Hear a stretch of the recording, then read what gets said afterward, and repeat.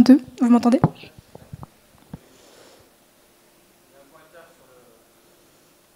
Ok. Mais ça ira, je pense. Il n'y a pas de plusieurs slides, sinon pour les autres, il faudra abonner ça. Ok, merci. Je commence quand je veux. Alors, tu commences quand tu veux et nous, on mettra le chrono Ok. dès que tu commenceras à parler. J'ai mon chrono à côté aussi. Attends. Ok. On sait que les oiseaux chantent pour se séduire, mais saviez-vous que certaines espèces de poissons le font aussi? Ici même, en Méditerranée, le mérou brun et le corbe commun chantent pour se reproduire. Ces chants sont cruciaux et sont sensibles aux paramètres environnementaux. Ma question est donc, quels sont les effets des paramètres environnementaux sur les chants du mérou et du corbe?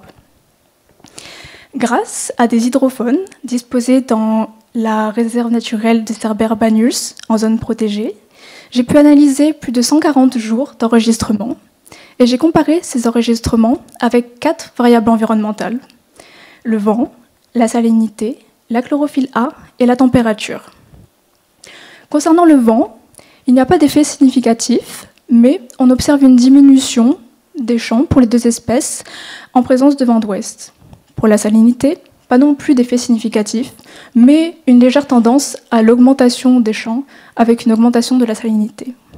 Maintenant, pour la variable de la chlorophylle, il y a un effet significatif pour les deux espèces, mais des effets opposés, différents. Pour le mérou, plus de chlorophylle, moins de champs, alors que pour le corbe, plus de chlorophylle, plus de champs. On pourrait donc émettre l'hypothèse que les mérous peuvent être gênés par la turbidité, ou bien simplement occupés à chasser de petites proies, comme des poissons ou des crustacés, attirés par cette hausse de chlorophylle. Pour les corbes, on pourrait mettre l'hypothèse que des environnements plus riches entraînent plus de vocalisation sur ces espèces-là. Enfin, pour la température, l'effet est significatif uniquement pour les corbes, avec une augmentation de la température et une diminution des champs, alors que pour les mérous, une augmentation de la température, une augmentation des champs. Sauf que cette non-significativité de la température est plutôt en contradiction avec la littérature.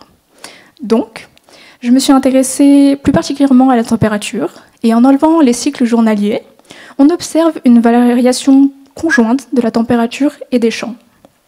Et quand la température, pour certaines années, comme 2021, quand la température est élevée pendant plusieurs jours, ici supérieure à 21 degrés, on observe une diminution des champs. Alors, les études sur les champs sont essentielles. Elles permettent d'indiquer les états reproductifs des espèces et pourraient permettre d'anticiper les impacts du changement global sur ces espèces et leur reproduction, alors que ces espèces sont en danger en Méditerranée. Alors, en étudiant le chant des poissons, je surveille leurs amours, mais aussi leur avenir, et finalement, un peu le nôtre. Merci.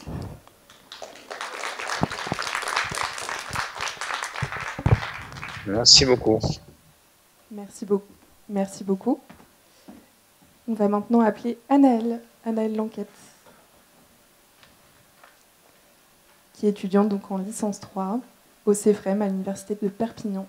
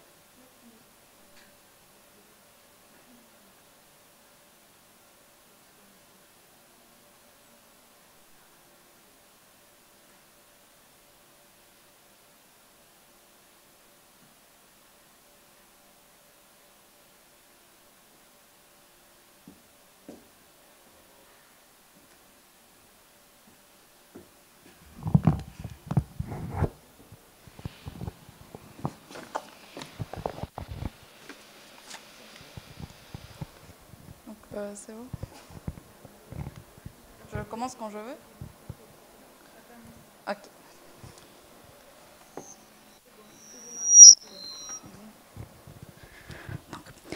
Imaginez, vous êtes un poisson juvénile, côtier, méditerranéen. Vous venez d'arriver dans une zone portuaire, là où votre habitat naturel il a été remplacé par des récifs artificiels, appelés des nurseries, installés par les humains pour favoriser votre développement. Vous vous nourrissez, vous vous développez, vous grandissez, vous explorez. Mais dans cet habitat artificiel, êtes-vous en bonne santé? C'est là où un acteur essentiel et invisible rentre en jeu, le microbiote. Le microbiote, c'est l'ensemble de bactéries. Le microbiote consiste à... le microbiote est défini par des bactéries, par des... Ah non, excusez-moi, je ne peux pas. Désolée, je me suis bloquée, pardon. Je répète ou... Ok, pardon. Donc, je vais voir parce que je suis trop stressée, pardon. Okay. Ce terme, le microbiote, désigne l'ensemble de micro-organismes, tels que des bactéries, des virus, des champignons, qui habitent sur et dans votre corps. Quand on met ensemble la notion de microbiote et de poisson, nous pouvons... Ah non, je ne peux pas, désolée. Je ne peux pas. Je ne peux pas. Je me sens pas bien. Tu peux reprendre tout doucement et nous expliquer comme ça te vient, aucun problème.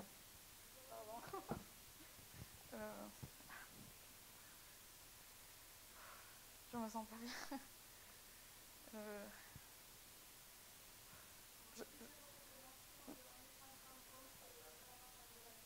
Non, c'est pas... Oui, bien sûr, mais... Nous, à distance, je me permets d'intervenir. On a très mal entendu le début de l'intervention. Et peut-être que la personne parle trop près du micro. Donc, comme ça va mieux? Là? Oui, ça va un peu mieux. 1, 2, 3. 1, 2, 3, là. 1, 2, 3. Oui, c'est mieux. Ouais, très bien, oui. C'est mieux, là? Donc, voilà. Okay. Voilà. On te propose de recommencer? Oui, je sais que... Bon, voilà. Mais, oui. Donc... Attends, on est en train de remettre le chrono.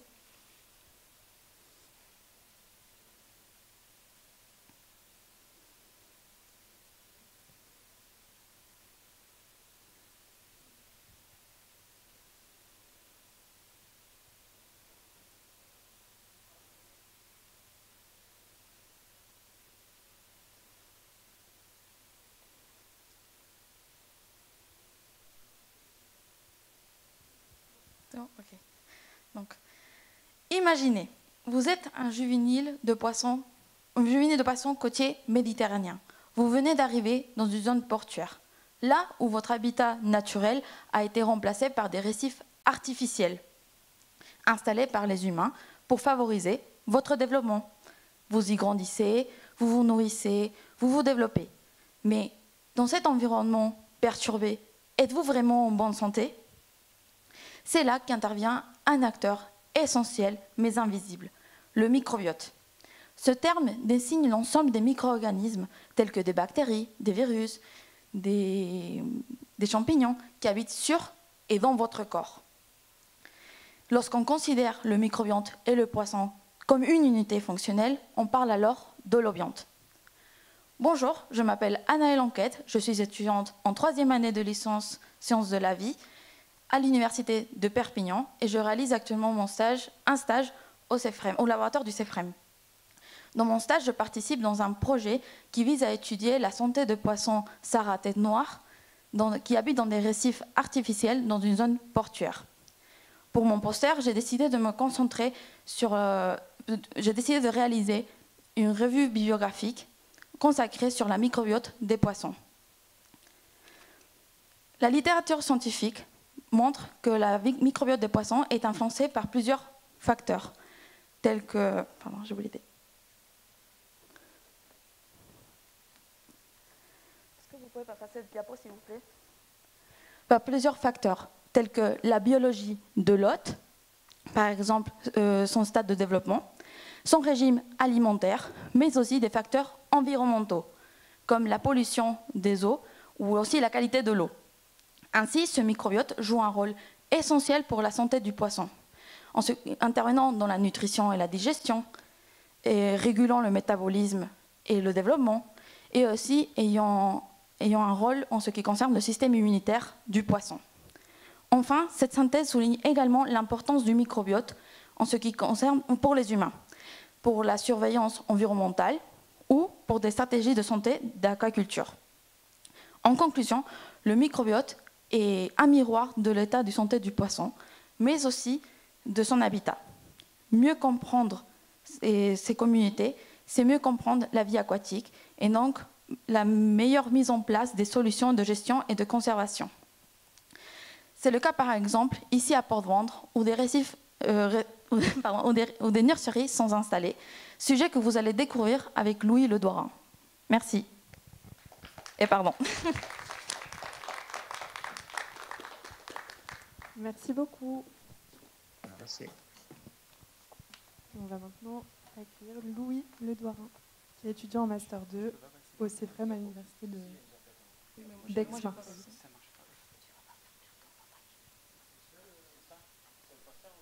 Non, c'est le poster. Ça. Il faut mettre la diapositive. C'est la diapositive qu'il faut mettre à chaque fois. Non, moi je vous ai fini sur le drive. Ok.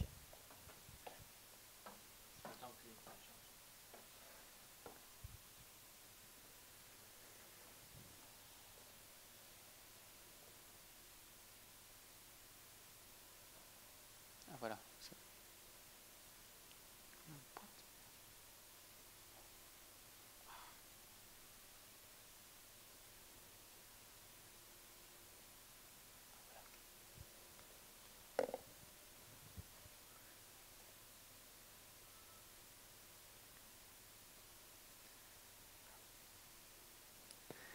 Est-ce que vous m'entendez?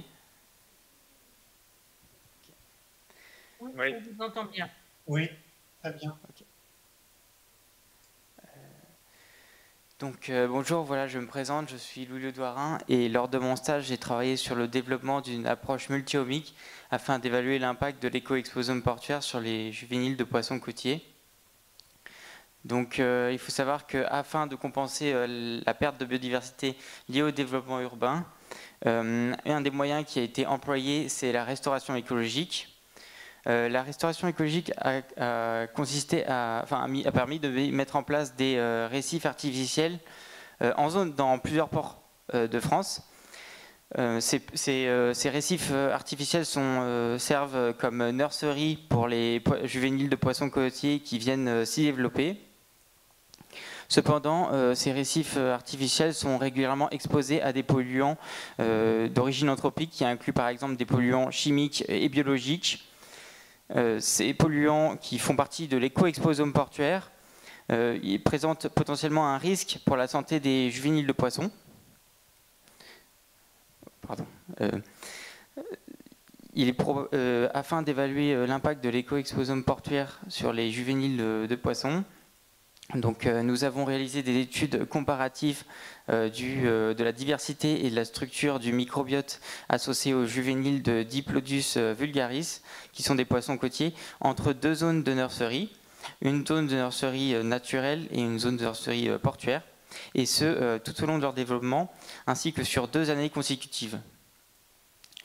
Donc, tout d'abord, concernant l'effet de l'éco-exposome sur le microbiote de Diplodus vulgaris, on observe que concernant la structure de leur microbiote, en début de développement, il n'y a pas de différence significative entre la zone portuaire et la zone naturelle.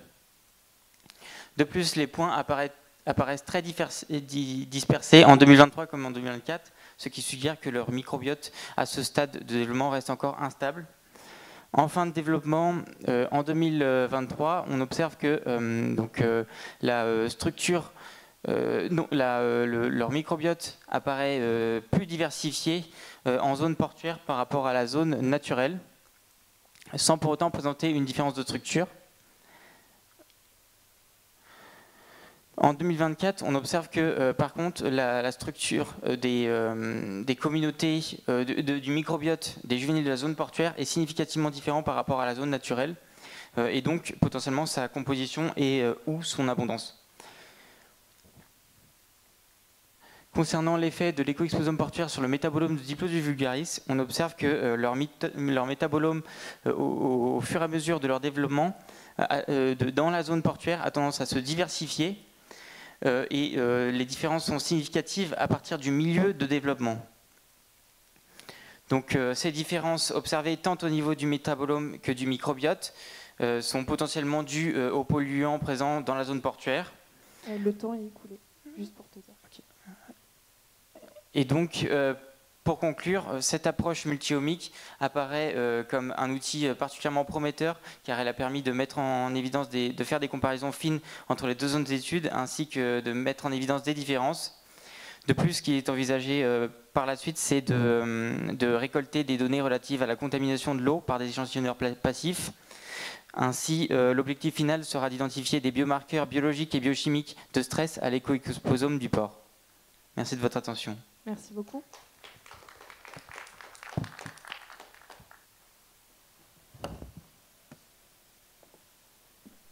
On va maintenant appeler Lucia Ortega Monedero, qui est étudiante en master à l'Observatoire océanologique de Banús. Vous pouvez parler relativement loin du micro. On entend sinon de façon inaudible. Bonjour, comme ça c'est bien.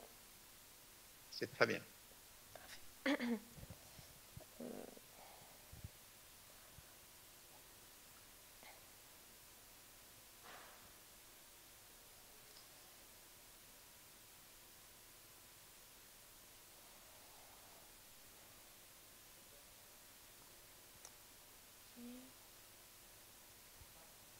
Comment?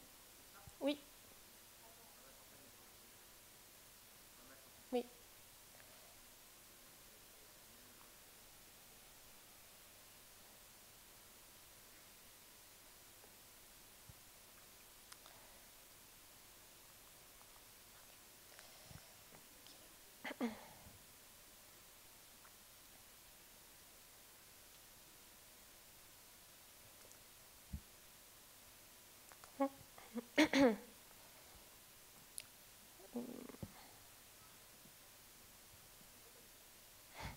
Pas de problème.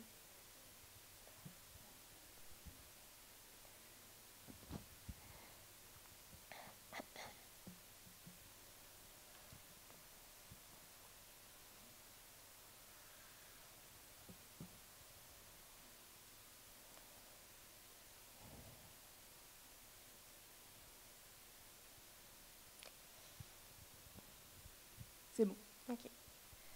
Bonjour à tous, je m'appelle Lucia Ortega, je suis étudiante en EMA à l'EPHE et aujourd'hui je vais vous présenter mon stage que j'ai réalisé au laboratoire de biodiversité et biotechnologie microbienne à l'Observatoire océanologique de Banús.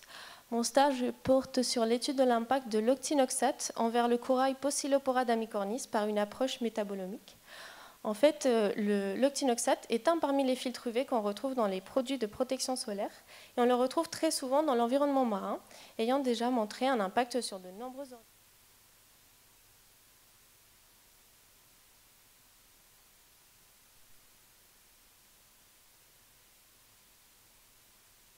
Dans les États-Unis, à l'État de Hawaï et aux îles Vierges. Et donc, dans ce contexte, l'objectif de mon stage est de comprendre comment l'octinoxate est métabolisé ou va impacter le métabolome de l'holobiont Poecilopora damicornis par une approche métabolomique non ciblée. Donc pour cela,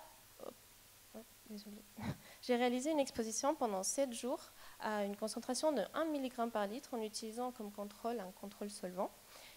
Suite à ceci, j'ai fait une extraction de ces tissus et une analyse par chromatographie liquide couplée à la spectrométrie de masse pour ensuite me permettre de voir la différence en composition des métabolites entre mes traités contre les contrôles, pour ensuite pouvoir faire une annotation de ces métabolites et enfin en tirer une interprétation biologique. Donc, concernant mes résultats, c'est une étude qui est intégrative, c'est-à-dire que je vais avoir une réponse des deux entités biologiques, tant de l'animal comme des microalgues symbiotiques. Et donc, par rapport aux composés que j'ai annotés, je retrouve en plus grande quantité des dérivés d'octinoxate, donc de l'octinoxate transformé par le métabolisme du corail sous deux formes différentes. D'une part, sous la forme de conjugués à des acides gras, avec des chaînes carbonées qui vont de 13 à 21 carbone et de 0 à 6 en saturation. Ce sont des molécules très lipophiles qui vont avoir tendance à s'accumuler dans les tissus du corail. Et ça a été déjà montré sous l'exposition à d'autres filtres UV. Et aussi, on en retrouve des formes conjuguées, cette fois-ci à des malonylglucoses. Ce sont cette fois-ci des molécules beaucoup plus polaires et qui ont été déjà étudiées comme, un mécanisme de détoxification des cellules végétales exposées à d'autres xénobiotiques. Donc, ça nous donne une possible réponse de détoxification des microalgues symbiotiques. Et donc, concernant mes perspectives, j'ai réalisé une étude de l'exométabolome afin de savoir si le corail arrive ou pas à excréter dans son milieu la molécule et sous quelle façon. Donc, merci pour votre attention.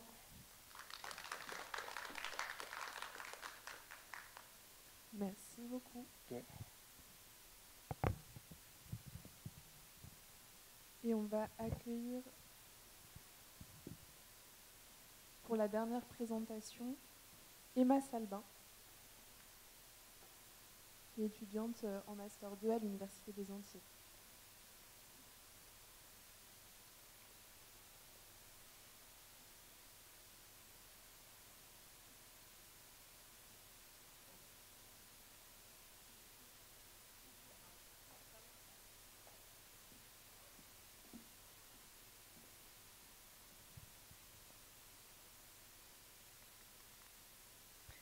Ok. Bonjour à tous, vous m'entendez bien? Non, mais c'est juste pour savoir si au niveau du son, ça va. Très bien, merci. Ah, c'est clair. Ouais. C'est bon.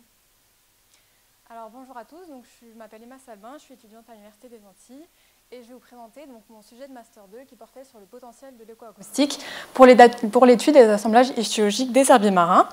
Donc, les herbiers marins sont des écosystèmes côtiers essentiels et pourtant sous-étudiés par rapport à d'autres écosystèmes. Ils assurent de nombreuses fonctions et sont soumis à de nombreuses pressions qui entraînent leur déclin et la perte de ces fonctions. Et nous, on s'est intéressé à l'utilisation de l'acoustique passive comme une méthode donc innovante pour suivre et inciter à la conservation de ces écosystèmes.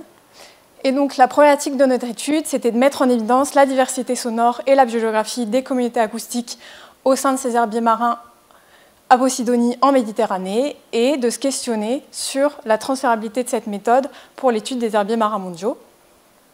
Alors pour ça, on a enregistré donc 5 herbiers sur le nord du bassin méditerranéen et nous avons utilisé une méthode de classification initialement développée pour les récifs rocheux, donc, mais adaptée pour une classification standardisée et généraliste des types de sons.